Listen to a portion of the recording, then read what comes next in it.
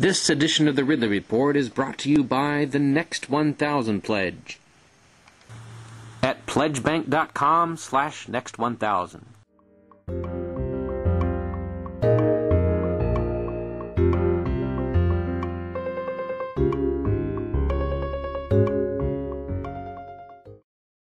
You know, Ron, I know one of the bills that you plan to introduce this coming January is a bill to audit the gold. And you mentioned what happened with the breakdown of Bretton Woods. And a lot of people who think that in the late 1960s and before Nixon closed the gold window, that a lot of gold left the United States during that chaotic monetary period under LBJ and then under Nixon. And I know you'd like to see what exactly is there, and of course also who owns what's there. Yeah, seeing the gold and counting bars won't give you the answer that we need, because there are they could give it to another country but hold it for them. They could have swap arrangements. They could lend the gold out.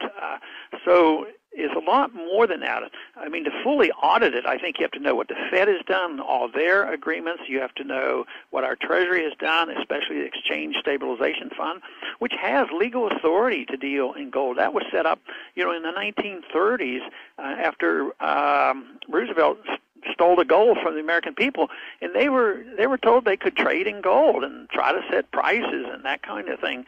So now their reports don't reveal it, but somewhere I think that buried in the records you might find out that they participate in this, probably indirectly. It's probably not right out in front. That's what is so difficult.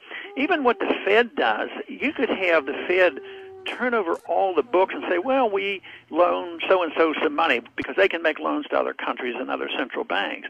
But it may be secretly quid pro quo. Well, we're going to give you this $10 billion, but your obligation is to buy Treasury bills or buy Fannie Mae mortgages and this sort of thing. So it's not an easy audit, but I still think it has to be pursued. I mean, anybody, and it should be done now that Republicans are back in control, because it's supposed to be a little neater and a little cleaner. But if you're taking over a business, you want to make an assessment. What do we have? What do we own? And what are our plans? If gold has to be used again, and history's on our side, gold is always used again. It's always constantly used, sometimes more so than others. But an assessment of what we have and what kind of obligations we are, I think that is mandatory. And I've been very pleased with my mere mentioning that. I wasn't out putting out press releases, but there was a large number of people in the financial community, not necessarily, the hard money people. A lot of people in the financial community have expressed a deep interest in this, and I think it's very logical. And this should bring in progressives and libertarians and conservatives. Anybody who's honest should say, well, why can't we know? It doesn't mean we have to all agree on what monetary policy should be, but there's no reason in the world why we can't have transparency, whether it's that of the gold or what kind of deals the Fed is making. And Ron, I know that one of you said that when you become chairman, we certainly hope, keep our fingers crossed, you become chairman of the Monetary Policy Subcommittee. As of course I'm aware, obviously you are aware, that they've blocked you 3 times in the past with various insider shenanigans, even though by seniority standards, of course, you should be taking Barney Frank's place as chairman of the entire committee. But if they don't block you again, and I think it would be very, very difficult for them to do so, you said you want to open up the books of the Fed, make it transparent, share with the American people exactly what this very, very powerful institution, maybe the most powerful institution in the world, has been doing. Yeah, those are the goals. We want transparency just so people have more information. I believe this is important, that when the time comes when reform will be forced upon us, that we will know what we're dealing with, and then we can offer the reforms. But in order to do that, I think we have to have a better understanding by a lot more people about the business cycle. Business cycle theory is not the top priority in Washington. Matter of fact, they've ignored it totally and don't think much about it. And if they do, they'll accept the notion, oh, well, there's not enough people spending money, and if you don't want a downturn, you just print more money and get people to buy stuff. That's their idea of understanding the business cycle. So I think what I'd like to do is, pursue that in the committee and have people come in and start talking about the business cycle and how that is related to monetary policy. And I will welcome those who disagree with us and say, look, we don't agree with this, but bring our people in and say that there is a connection. And you'll have all kinds of variations. You could have the Keynesians talk, but you could have the monitors come in too and make their claims. You can have the supply siders talk. But I think our views can stand up against any of those views, and I think it's very important that people come around to understanding how monetary policy is the key element in understanding the business cycle.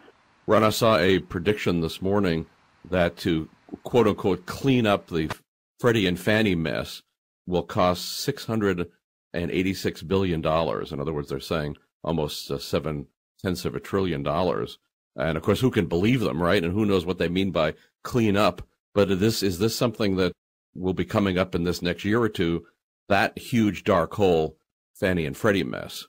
Oh, very definitely, and it won't be only a few of us doing that. I think the Republican members of the House Financial Services Committee, I think there's quite a few in there that are quite willing to look into that. They see it as a partisan issue, because the former chairman of the committee was very much into subsidizing and helping Fannie Mae and Freddie Mac. And they have all supported the transparency of the Fed.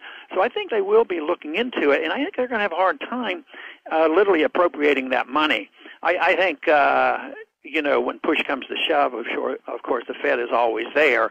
They will not allow, the liquidation and the correction, which is so necessary. But I don't think on the surface the Fed is going, or the Congress is going to come in and bail them out. Unfortunately, they won't push hard enough for what I think is important is, if there's $600 billion of bad debt out there, the quicker you find out what it's really worth and let the people who are holding the bad debt suffer the consequences. But instead, the people who've been making all this money over these years when the bubble was being formed, they're getting the bailout, and who's getting stuck with holding these illiquid, worthless assets? The American taxpayer. So that's why, I think it's so pessimistic for our dollar. Our dollar's not doing so well. I think it looks like the dollar and the Canadian dollar is about 1-for-1 right now. So that's a dramatic change. This edition of the Ridley Report is brought to you by Next 1000. Hundreds of liberty activists have joined the Free State Project and moved to New Hampshire for more liberty. But what if we could get 2,000 here by the autumn of 2011? That's the goal of the Next 1000 pledge.